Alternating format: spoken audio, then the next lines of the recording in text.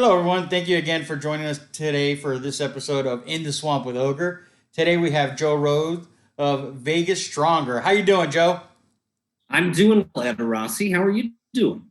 Good, buddy. How's the family with this whole Corona thing going? Everybody safe? Good. So far, I think my dad probably had it back in January. They live in Tennessee, and he had a really bad case, and he was having a serious time. Was in the hospital for a few days. Looking back on it, we sort of think maybe he was one of the early ones. But yeah, they're locked home. In fact, they won't let me come. I tried to get them to come stay with them, and they were like, "Nope, you're not bringing that in here." So they're locked down in Tennessee and Alabama and are safe. Good, good. Yeah, I think that my daughter got it in January, end of January, beginning of February. Um, she had to go on steroids, antibiotics, on a whole bunch of things with a dry cough, Mm, bronchitis, asthma, everything's flaring up, and yeah, they couldn't figure it out. So maybe I'm there's something thinking. going around that we didn't know about. I think so. I think we're going to find out that a lot more people have it than we think, and or have had it, and that'll cause the death rate percentage wise to go down a little bit, be a little bit more reasonable and manageable, Right. um, So so we can all back to work. yeah, we can all get back to work. Exactly. Speaking of that, where are you working now, sir? Because I know that you're always on the nonprofit circuit. So where are you at now? It is a circuit. It's not uncommon for fundraisers to hop around. I am right now the executive director of Vegas Stronger. Vegas Stronger's mission is to unite the spirit of Las Vegas around solving our opioid crisis.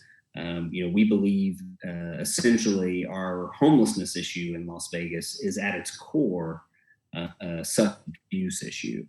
And I think we're going to find out. We're doing some studies with UNLV, trying to get access to the homeless corridor and the courtyard and do some drug testing. And I think what we're going to find is a lot more homeless population are addicted to opiates than we think. And the idea is that if we can get them clean and help them get a job and get a new start on life, we can clean up our streets and give people the dignity that every human deserves. We've got a big group of experts in this field behind us. Dave Marlin, who was the CEO at Solutions Recovery and is now the CEO at Crossroads. He's been in this business for 15 years and has helped probably 1,000 plus people change their lives and get clean. So he's sort of an expert on the subject matter.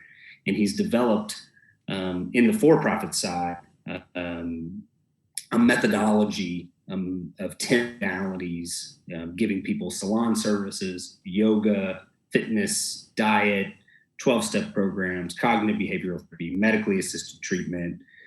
He's got these 10 things and he's found that they really work. And so our goal is to partner up with all the homeless shelters in town. And when they have people come into the homeless shelter who say, sick of living this way and I'm ready to change my life, that we have those services embedded into those shelters, and we can start this from a nonprofit perspective to try to help those people get clean.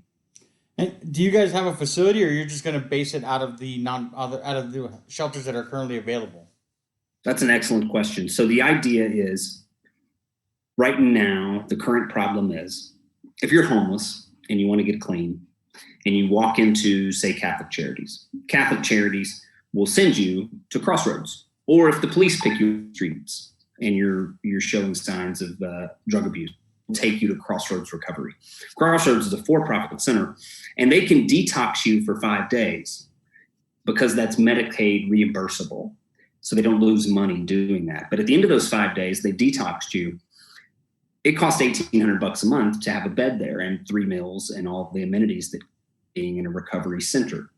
And if you're homeless, you can't afford that. And so what happens is you leave there, and within 48 hours, 72 hours, you're back on drugs because you've detoxed, but you have not changed your life, not gotten clean and dealt with the psychological reasons that you reality, not found gainful employment, found housing. So go back to the homeless shelter, and within a few days, you're using again. Now, some of the homeless shelters have some of the services available, But our idea was, if really all we're missing is housing, you provide the housing for them, and we will provide all of the services that we provide at Crossroads at the for-profit drug rehabilitation centers, and we'll embed them in the homeless shelter. And so if you're a homeless shelter that maybe has some 12-step programs and maybe you have some therapy, but you don't have someone that can do medically assisted treatment and you don't have someone doing yoga, come in and fill in that gap of the 10 services that are needed. And so it's really this cool partnership where the homeless shelters provide the bed and the house, and we come on site and provide all of the steps needed to get you fully recovered. Okay. So there's still a cost for that. There is. Yeah, absolutely. So that's what I guess donations and raising money and stuff and partnerships with businesses locally would offset some of that expenses. Absolutely.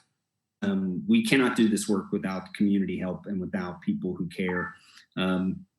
Unfortunately, we had really just got our feet under us when COVID hit, and it sort of put a stop to most of the fundraising. A lot of people are holding on to their money right now. Obviously, there aren't a lot of people working in the gaming sector and in the corporate sector who give out those grants. And if they are, they're allocating them directly to COVID stuff, which is awesome because we need that help right now for the COVID crisis. But it's really put a halt on us. So we're doing our best. One of the things we're doing is the second week of May, that weekend, we're doing a big art auction on Facebook. And we've gotten over 30 pieces of art donated. Some of these are by well-known Las Vegas artists like Jerry Misko, who does most of the downtown graffiti stuff that people pay for, exceptional Las Vegas artists. We've got artists from all over the country who've donated. And so for those 3 days, we're going to be posting art online, and people will bid in the comments. The last bid at 12 o'clock on Sunday wins the art. And we're not just taking that money ourselves to help homeless people. We're giving 25% of that money back to the arts community because we care about our artists here as well. We're completely out of work. No one's seeing their stuff. No one's spending money on art right now. So it's a really cool sort of partnership we're doing with the local Las Vegas art community as well. But yeah, we need all the help we can get. Yeah, that's the thing is I think that we're getting affected by it. Everybody that's working and has a regular job, and us that are commission based, we're all being affected by the COVID. But if we're affected, then the homeless are getting affected 10 times more than we are. Yeah, there's this interesting dialogue going on right now on the national level and state level, right, about the economy versus the lives saved by shutting it down. And what's interesting, we know that COVID is adversely affecting the African American community and the poor communities and the homeless more than others because they don't have basic health care, because they're living below the poverty line, or because they've not had access to healthcare with their job, maybe working part-time jobs, right? It's been disproportionately affecting our minority community and those who are vulnerable. And so at the same time, what we know is that the longer we extend this economic shutdown, those are also the same people who are the most vulnerable. Because when you have mass unemployment, right, the kid who's just out of college doesn't get what he was going to get and ends up working in retail. And the person who has been working retail now is working the stock, and the person who's working stock is now out of a job. And so it trickles down and trickles down. And those same communities who are most affected by COVID are the same communities who are going to be affected every our economy is closed. And so interesting, it's our policymakers, I don't envy them because they're really having to make some tough decisions about when we open this thing back up, because we know that drug abuse is going to go up. We know alcohol abuse is going to go up. The longer the economy shut down, we know more domestic violences are going to happen. More children are going to be sexually abused. A lot of kids, the only safe place they have is at school. And right now they're at home with an uncle or an aunt or a father or mother who's abusive. We know that. And so, it's not as black and white as people think. Well, we've got to save lives. Well, right now, there are lives who are being sexually abused and physically abused because they don't have a place to go from 8 to 5 every day. So it's tough. I don't envy the folks who are having to make these decisions. Right. And I know that for some families, for some kids, the only meals they get are the ones they get at school. So now closing schools, they don't get their meals. Yep. Hats off. I'll tell you who's doing a really good job right now, and I'll give a shout out to my former employer, is United Way. They partnered up with Boone Mather and Julie Murray and some funders in the community to create this program that is delivering food to seniors who are vulnerable and can't get out of their house. And it's not bags, it's chefs preparing nice meals for them. And a lot of the kids I know from Bishop Gorman who are out of school are delivering that food, and they need volunteers. But they rallied that within a couple of weeks of the shutdown.